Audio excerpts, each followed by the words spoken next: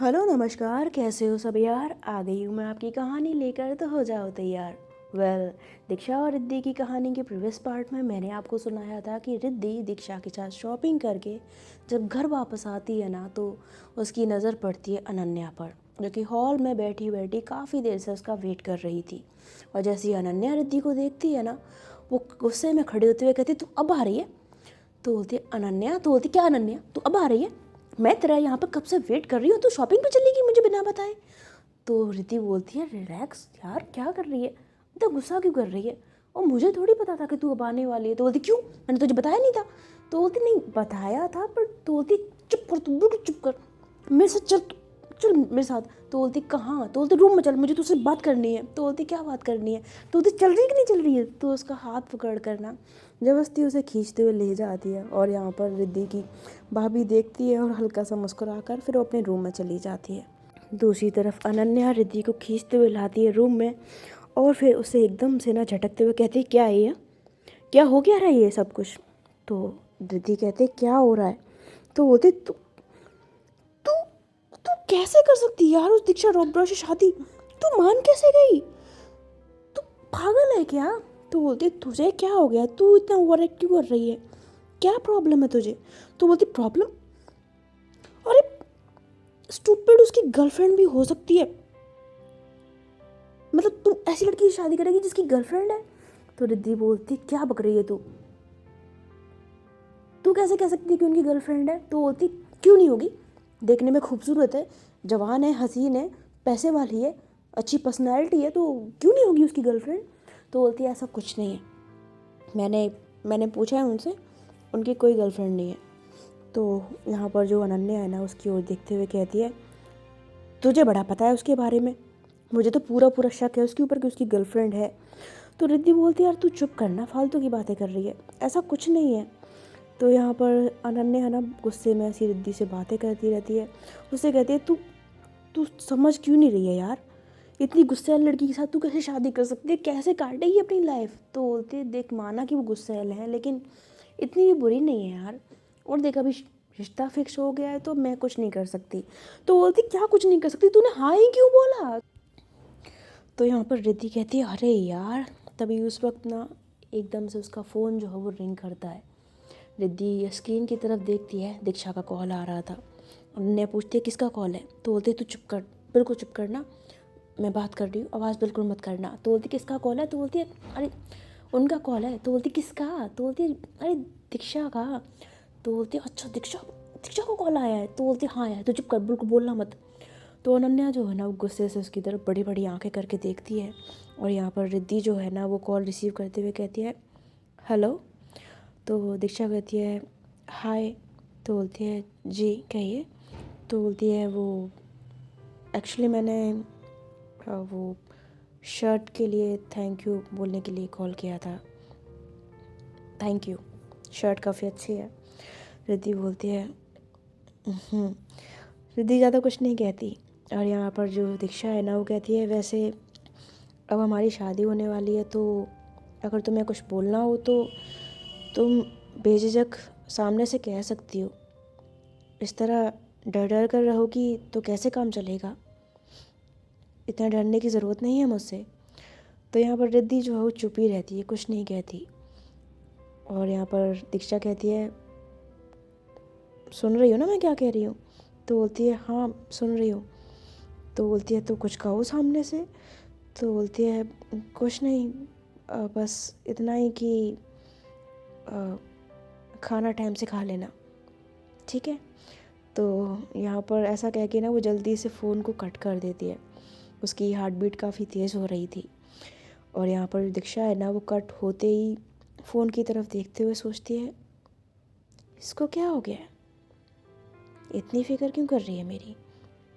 तभी पीछे से जो अनन्या है ना, वो रिद्धि की ओर ने थप्पड़ मारते हुए कहती है अच्छा, बड़ा ख्याल किया जा रहा है उसका? तो बोलती है और लग गई, क्या कर रही है, पागल है क्या? तो बोलती नहीं नहीं, मैं तो पागल हुई, उसके लिए गिफ्ट लिए जा रहे हैं, डिनर के लिए पूछा जा रहा है, वाह। उसके लिए डिनर डिनर के लिए बोल रही थी, मुझे कभी पूछा तूने? उसके लिए क्या लेके आई थी, तो क्या लेके आई थी उसके लिए? तो बोलती शर्ट। तो बोलती हाँ, शॉपिंग में शर्ट लेके आई मैडम, वाह मेरे लिए क्या लेके आई तू? तो बोलती मैं तेरे लिए क्यों लेके आऊँ कुछ, तुझे जो खरीदना है तो खुद खरीद ले। तो बोलते अच्छा बेटा, अभी तो तेरी शादी हुई भी नहीं उस खड़ूस से, और उस खड़ूस का असर भी आ गया तेरे ऊपर। तो बोलती ओए खड़ूस मत बोल, बॉस है वो तेरी। तो बोलती क्यों, जलन हो रही है तुझे? तो बोलती देख बकवास बंद कर। तो बोलती नहीं मैं अभी आंटी के पास जाती हूँ, उनको बोलती हूँ आंटी आपकी बेटी बदल गई है, अब आपकी नहीं रही, अब तो वो दीक्षा ओबरॉय की हो गई है। तो वैसा कह के ना वो भागने लगती है ना, तो रिद्धि बोलती क्या बकवास कर रही है, रुक रुक। तो बोलती नहीं, तो अनन्या बोलती नहीं ना आंटी को बता के आती हूँ, क्या तेरे रंग ढंग कैसे बदल गए हैं बताती हूँ उनको अभी मैं। तो ऐसा कहते हुए ना अनन्या जो भागने लगती है, तो रिद्धि उसके पीछे पीछे, अनन्या आगे आगे, और पूरे घर में नाचते हैं ना। तो यहाँ पर अनन्या जो हो भागते भागते ना पहुँच जाती है हॉल में। और जैसे ही वो हॉल में पहुँचती है तो रिद्धि बोलती तुझे मैं छोड़ूंगी नहीं, रुक जा तू रुक। तो बोलती नहीं मैं आंटी को बताऊंगी। तो अनन्या जैसे भागते हुए जाती है ना, तो अनन्या तो थोड़ा आगे निकल जाती है, लेकिन अचानक से रिद्धि टकराती है किसी से, और टकराते हुए जैसे वो नीचे गिरने वाली थी ना, वो अपनी आंखें बंद कर लेती है। और तभी दो हाथ आते हैं और उसकी कमर में जाते हुए रिद्धि को थाम लेते हैं, गिरने से बचा लेते हैं। यहाँ पर रिद्धि की आंखें बंद थीं, लेकिन कुछ ही देर बाद वो जब अपनी आंखें खोलती है ना, उसकी नज़रों के सामने खड़ी थी दीक्षा, उसको बाहों में पकड़े हुए। ये देखकर रिद्धि हैरान रह जाती है। दो पल का आई कांटेक्ट, दोनों की आंखों में आंखें, दोनों एक दूसरे को बहुत प्यार से देखते हैं। और यहाँ पर जो रिद्धि है ना, वो एकदम से अपनी नज़रें हटाते हुए, जब वो थोड़ा सा होश में आती है ना, तो दीक्षा उसे सीधा करते हुए कहती है आर यू ओके? तो रिद्धि बोलती है हाँ आप यहाँ? तभी उसकी मम्मा पीछे से आते हुए कहती है अरे दीक्षा बेटा आ गए आप? तो यहाँ पर दीक्षा जो है वो आंटी को देखते हुए कहती है नमस्ते आंटी। तभी दिव्या भी आ जाती है, दादी भी आ जाती है। अब रिद्धि को कुछ पता नहीं था, तभी उसकी मम्मा बोलती है रिद्धि आज हम लोगों ने दीक्षा और दीक्षा की फैमिली को इनवाइट किया था डिनर के लिए, तो तू भी जा, कुछ थोड़ा बहुत तैयार हो गया जा जा। तो दीक्षा बोलती है तैयार क्या होना है इसमें? तो बोलती नहीं कुछ नहीं बेटा, आप आ जाओ, चलो आओ। तो यहाँ पर जो अनन्या है ना, वो ऐसी देखती है दीक्षा की तरफ, और फिर देखती है अनन्या हमारी रिद्धि की तरफ। रिद्धि बेचारी हैरान खड़ी थी, तभी अनन्या उसका हाथ पकड़ते हुए ना उसे ऊपर की ओर खींच के ले जाती है। जब उसको खींचते हुए ले जा रही थी ना, तो दीक्षा उसे हल्का सा देखती है और फिर उसकी फैमिली के साथ बैठ जाती है। और इधर रिद्धि जो है वो रूम में आने के बाद ना काफ़ी ज़्यादा नर्वस थी, उसकी सांसें तेज चल रही थी। वो ऐसे हैरान सी खड़ी थी ना, तो अनन्या उसे धक्का मारते हुए कहती ओए ये दीक्षा क्या कर रही है यहाँ पर? तो रिद्धि बोलती क्या? तो बोलती क्या कर रही है यहाँ पर? तो बोलती तू मुझे क्या पूछ रही है, मुझे क्या पता? तो बोलती ये यहाँ पे क्या कर रही है यार रात को? तो यहाँ पर जो हमारी रिद्धि है ना, वो ऐसी अनन्या की तरफ देखती है, उसे कुछ समझ नहीं आता कि तभी उसकी मम्मा पीछे से आती है और कहती है अनन्या रिद्धि क्या कर रहे हो तुम दोनों? तो रिद्धि बोलती है कुछ नहीं मम्मा। तो बोलती बेटा तू कपड़े चेंज नहीं किए तूने, दीक्षा की फैमिली आई है बेटा, कुछ तो चेंज कर ले, अच्छे से पहन ले कुछ। तो रिद्धि बोलती है वो मैं। तभी अनन्या बोलती है आंटी दीक्षा वगैरह क्यों आए हैं यहाँ पर? तो बोलती है क्योंकि हम लोगों ने डिनर पर इनवाइट किया था। तो अनन्या बोलती डिनर पर इनवाइट करने की क्या ज़रूरत थी? तो बोलती क्या मतलब? तो रिद्धि बोलती कुछ नहीं मम्मा, ये ऐसे ही बकवास करती रहती है, कुछ नहीं आप जाओ, मैं थोड़ी देर में आती हूँ, आप जाओ। तो बोलती है हाँ ठीक है अनन्या, तो उसको बातों में मत लगाना, जा इसको ना हेल्प करवाना तैयार होने में। तो बोलती है ठीक है। तो आंटी वहाँ से चली जाती है। और यहाँ पर अनन्या जो है ना, वो रिद्धि की तरफ देखती है। रिद्धि बोलती क्या अब ऐसे क्या घूर रही है मुझे, अब रेडी होने में हेल्प कर। तो बोलती है बड़ी रेडी है मेरी हेल्प कर। तो बोलती तुझे क्या है यार? तो बोलती है अच्छा चल ठीक है। तो यहाँ पर फिर अनन्या करती है रिद्धि की हेल्प उसको तैयार करवाने में। और जब वो तैयार हो जाती है ना, तो अनन्या के साथ नीचे जाती है। यहाँ पर दीक्षा उसे देखती है। रिद्धि चुपचाप आकर अनन्या के साथ बैठ जाती है एक चेयर खींचकर। दीक्षा एक नज़र उसकी तरफ देखती है, लेकिन फिर ज़्यादा नहीं देखती, नीचे नज़रें कर लेती है। तो दिव्या कहती थी देखो ना रिद्धि भाभी को। तो बोलती क्या है चुप रह तू। तो दीक्षा यहाँ पर ज़्यादा ध्यान नहीं देती। उसके बाद डिनर लगता है और सब लोग अपना डिनर करते हैं। बातचीत होती है बड़ों की आपस में, और दीक्षा रिद्धि दोनों खामोश।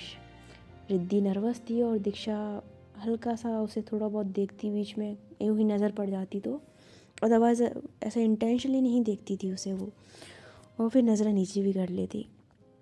तो यहाँ पर जो हमारी रिद्धि है ना, वो थोड़ी सी ना, मतलब उसका ना कुछ अलग ही सा फील हो रहा था उसे। वो दीक्षा के ऐसा थोड़ा बहुत कभी कभी देखने पर शायद उसे शर्म आ रही थी कि पता नहीं क्या, कि बेचारी की हालत ख़राब होती है। खैर, जब डिनर ख़त्म होता है ना, तो सब लोग खड़े होते हैं और यहाँ पर दीक्षा और उसकी फैमिली कहती है अच्छा हम चलते हैं, जल्दी आएंगे, वैसे भी शादी का दिन नज़दीक आ रहे हैं। तो यहाँ पर दीक्षा जो है ना, वो हल्का सा रिद्धि की तरफ देखती है और फिर ये अपनी फैमिली के साथ चली जाती है। रिद्धि यहाँ पर थोड़ी सी उदास थी, जैसे जैसे शादी का दिन नज़दीक आ रहा था। शायद ये उदासी अपने परिवार से बिछड़ने की थी, अपने दोस्तों को छोड़ने की थी। वही दीक्षा, वो भी परेशान थी इस रिश्ते को लेकर कि कैसे निभाएगी वो इस रिश्ते को। खैर, देखते ही देखते शादी का वो दिन नज़दीक आ जाता है। रात के वक्त में दीक्षा के घर से उसकी बारात निकलती है और यहाँ पर रिद्धि तैयार होकर दुल्हन के जोड़े में तैयार बैठी थी। बहुत ही खूबसूरत लग रही थी वो। बारात जब पहुँचती है ना, तो सब लोग बारात का स्वागत करते हैं। दीक्षा जाती है, स्टेज पर दोनों को लाया जाता है पकड़कर, जयमाला होती है। जयमाला के बाद बाकी जितने भी रस्में होती है वो की जाती है। लेकिन इस शादी में दीक्षा बिल्कुल नॉर्मल बिहेव करती है। उसे ज़्यादा कुछ ना एक्साइटमेंट, ना ज़्यादा खुशी, ना कुछ नहीं था। और रिद्धि, उसके अंदर खुशी भी थी, अपनी फैमिली से दूर होने का दुख भी था, एक नई ज़िंदगी की शुरुआत करने का एक हल्का सा डर भी था। सब कुछ था उसके अंदर, मिक्स था सब कुछ। खैर, देखते ही देखते सब कुछ हो जाता है और देखते ही देखते आ जाता है वक्त शादी का, फेरों का। यहाँ पर दोनों एक दूसरे के हाथों में हाथ लेकर 7 वचन, 7 फेरे, मंगलसूत्र, सिंदूर, हर रस्म को निभाते हैं, एक दूसरे का साथ देने का वादा करते हैं। और जब विवाह संपन्न होता है तो पंडित जी जैसे ही इन दोनों को खड़े होने को बोलते हैं ना, यहाँ पर जो दीक्षा है उसके जूतों को भाई छुपा लेती है अनन्या। और जैसे ही दीक्षा देखती है ना कि उसके जूते नहीं हैं, तो कहती है अरे मेरे जूते। तभी अनन्या कहती है दीक्षा जी, अब जल्दी से जेब ढीली कर दीजिए, क्योंकि आपके जूते आपकी सालियों के पास हैं। तो यहाँ पर दीक्षा कहती है अच्छा जी, तो कितने पैसे चाहिए आपको? तो बोलती है दे दीजिए, 2.5 लाख तक तो चलेगा ही। तो दीक्षा बोलती है अच्छा। तो बोलती है हाँ इतना तो चलेगा। तो बोलती है ओके। तो यहाँ पर जो हमारी दीक्षा है ना, वो इशारा करती है तन्वी को। तन्वी पैसे लेकर आती है और दे देती है अनन्या को। अनन्या इतने सब पैसे देखकर कहती है वाओ काफ़ी भारी है। तो दीक्षा बोलती है अब मेरे जूते मिलेंगे? तो यहाँ पर अनन्या कहती है बिल्कुल मिलेंगे, अब इतने पैसे दिए हैं तो जूते क्या चीज़ है, लो दुकान खरीद लो पूरी। तो ऐसा कहते वो जूतों को दे देती है। दीक्षा अपने जूते पहनती है और उसके बाद आता है विदाई का वक्त। रिद्धि काफ़ी इमोशनल थी, वो बहुत रोती है, अपने परिवार के गले मिलती है, हर किसी से, मम्मी से, पापा से, दादा दादी से, भाभी से, भैया से, सबकी आंखों में आंसू थे। लेकिन अब शादी तो हो गई थी, तो विदाई तो करनी थी। तो सब लोग अपनी बेटी को विदा करते हैं। रिद्धि दीक्षा के साथ वहाँ से निकल आती है विदा होकर। जब वो घर पहुँचती है ना, तो घर पर और उसके बाद एक थाल में कुमकुम का जो घोल होता है वो रखा जाता है, जिसमें रिद्धि अपने दोनों पैरों को रख कर घर के अंदर आती है। वहाँ पर सफ़ेद कपड़ा बिछाया जाता है जिस पर वो अपने पैरों को रखती है।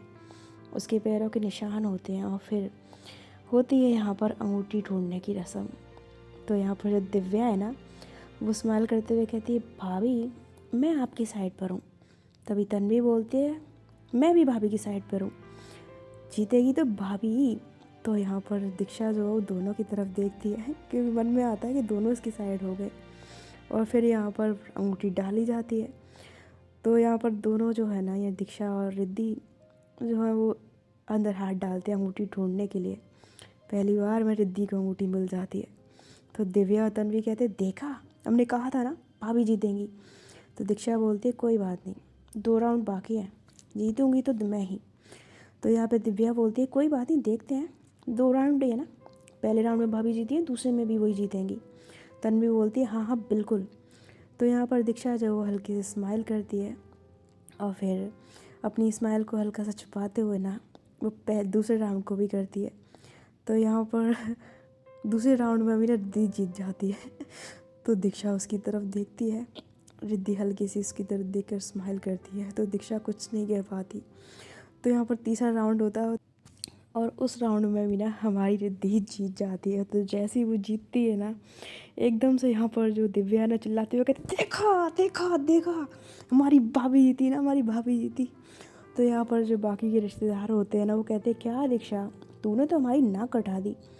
तो दीक्षा उनकी तरफ देखकर हल्का सा स्माइल करती है, नॉर्मल सा।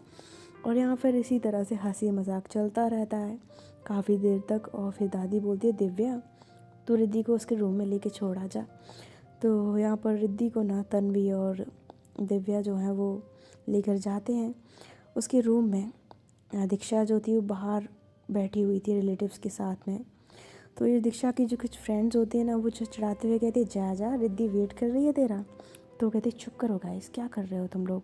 तो बोलती, जा ना, इंतज़ार कर रही है तेरा। तो यहाँ पर जो दीक्षा है ना, फिर वो उठकर सीधा रूम की तरफ जाती है, लेकिन रूम में जाने से पहले ही ना उसका रास्ता रोक लेती तन्वी और दिव्या। तो दीक्षा बोलती, क्या है ये, रास्ता बंद करके क्यों खड़ी हो तुम दोनों। तो तन्वी बोलती है, हमारा नेक। तो दीक्षा बोलती है, कौन सा नेक। तो दिव्या बोलती है हमारा नेक है, हम नहीं जाने देंगे आपको अंदर जब तक हमारा नेक नहीं मिलेगा। तो दीक्षा बोलती है, गॉड पता नहीं तुम लोगों का भी क्या है, अच्छा ये लो पकड़ो। तो ऐसा कहते हुए ना वो अपना एक कार्ड निकालती है और उन्हें देती है, कहती, ये लो, जो खरीदना है खरीद लेना, अब जाओ मुझे जाने दो अंदर। तो दिव्या मुँह फुलाते हुए कहती है, क्या आदि यार, कार्ड ऐसे पकड़ा रहे हो, क्या मतलब खरीद लेना। तो दीक्षा बोलती है, तो क्या चाहिए तुम्हें, अब तुम्हें नेक चाहिए था, अब मेरे पास ऐसे कैश नहीं है, कार्ड दे रही हूँ, जो खरीदना खरीद लेना। तो यहाँ पर जो दिव्या है ना वो कार्ड लेते हुए कहती, ठीक है जा रहे हैं हम लोग, और हाँ ऑल द बेस्ट। तो ऐसा बोल के ना तन्वी और दिव्या वहाँ से चले जाते हैं। और हमारी दीक्षा जो है ना उनकी तरफ देखते हुए ना फिर सीधा रूम में जाती है। वहाँ पर जैसे ही वो रूम में जाती है ना, तो पीछे से जो हमारी दिव्या है ना वो कहती, दी कुछ हेल्प चाहिए हो तो बता ना। तो दीक्षा उसको गुस्से से घूरती है, और यहाँ पर ये दोनों जो है वो हंसते हुए वहाँ से चली जाती है। दीक्षा रूम में अंदर जाती है और उसको लॉक कर लेती है। रिद्धि बेड पर बैठी हुई थी। दीक्षा हल्के से उसके पास जाकर ना बैठती है बहुत आराम से। पहले तो कुछ कहती नहीं, फिर उसे देखते हुए कहती है, तुम परेशान मत हो ना, मैं तुम्हारी परमिशन बिना कुछ नहीं करने वाली। वैसे मैं ना अपने पास्ट के बारे में कुछ बताना चाहती हूँ। उसकी ये बात सुनते ही एकदम से रिद्धि हैरान रह जाती है। पास्ट? किस पास्ट की बात कर रही है ये? ऐसा मन में सोचते हुए रिद्धि हल्का सा अपने घूंघट को ऊपर करती है और देखती है दीक्षा की तरफ। दीक्षा उसकी ओर देखते हुए कहती है, एक्चुअली कॉलेज के वक्त में मैं एक लड़की से प्यार करती थी। मैंने उसके बारे में दादी को भी बताया था, लेकिन शायद वो लड़की मुझसे प्यार नहीं करती थी। शायद वो मेरी दौलत की वजह से मेरे साथ थी। मैंने कभी भी उस पर कभी किसी चीज़ का डाउट नहीं किया था। सब कुछ ठीक चल रहा था हमारे बीच में। मैं उसकी हर तरीके से हेल्प करती थी। उसको पैसों की ज़रूरत हो, कुछ भी ज़रूरत हो, हमेशा मैं उसके साथ खड़ी रही। यहाँ तक कि मैंने अपना कार्ड भी उसे दे रखा था। मेरे कार्ड्स पे, मेरे पैसों पे वो बहुत बहुत ऐश करती थी। पर मुझे लगता था कि शायद वो मुझसे प्यार करती है, तो मेरे लिए कोई बड़ी बात नहीं थी कि वो कितने भी पैसे खर्च करे। लेकिन एक दिन मुझे पता लगा कि उसने किसी लड़के से कोर्ट मैरिज कर लिया। ये जानने के बाद मैं बहुत हर्ट हुई। मुझे कुछ समझ में नहीं आया, मुझे बहुत दुख हुआ। मैंने उसके गुस्से में सारे कार्ड्स वगैरह सब कुछ बंद करवा दिया। हालांकि मैंने उससे सामने से जाके कोई सवाल नहीं किया। उसके बारे में सच मुझे पता लग गया था, पर मुझे लगा था कि शायद वो कभी ये सच सामने से आके मुझे कहेगी, लेकिन उसने कभी नहीं बताया। उसने कभी नहीं बताया कि उसकी शादी एक लड़के से हो गई है। उसने कर ली है शादी। अपनी शादी करने के कुछ दिन बाद वो मुझसे मिलने मेरे ऑफिस आई और ऐसे नाटक करने लगी जैसे वो अभी भी मुझसे प्यार करती है। उसने मुझसे कहा कि घूमने चलते हैं, खाना खाने चलते हैं, और साथ ही उसने ये भी बताया कि जो कार्ड मैंने उसे दिया था वो अब काम नहीं कर रहा है। उसने मुझसे कहा कि मैं उसके कार्ड में चेक करूँ, उसको दूसरा कार्ड दूँ, क्योंकि उसको लग रहा था कि कार्ड में पैसे की प्रॉब्लम आई है, पर वो नहीं जानती थी कि सब कुछ मैंने करवाया था। मैं उसकी तरफ से देखती रही उसके उस शातिर चेहरे को। मैंने जानबूझकर उससे कहा कि मैं उससे शादी करना चाहती हूँ और दादी को मैं कुछ दिनों में उसके घर पर रिश्ता लेकर भेज दूँगी। लेकिन ये बात सुनते ही उसने मुझे इनकार कर दिया। इस बात को टाल दिया, बहाना बना दिया कि अभी वो शादी नहीं कर सकती, अभी कुछ प्रॉब्लम्स हैं वगैरह वगैरह। लेकिन सच तो मुझे पता ही था पहले से, इसलिए फिर उसके सामने मैंने सच बोल ही दिया। उसे बता दिया, उसका असली चेहरा उसी को दिखा दिया मैंने। और अपनी असलियत खुलने के बाद उसे भी अपना सच कहना ही पड़ा। उसी वक्त मैंने उससे अपना हर रिश्ता ख़त्म कर लिया रिद्धि। उस रिश्ता तोड़ने के बाद मैं पूरी तरह टूट गई थी। हर पल यही सोचती रही थी कि आखिर क्या कमी थी मेरे प्यार में।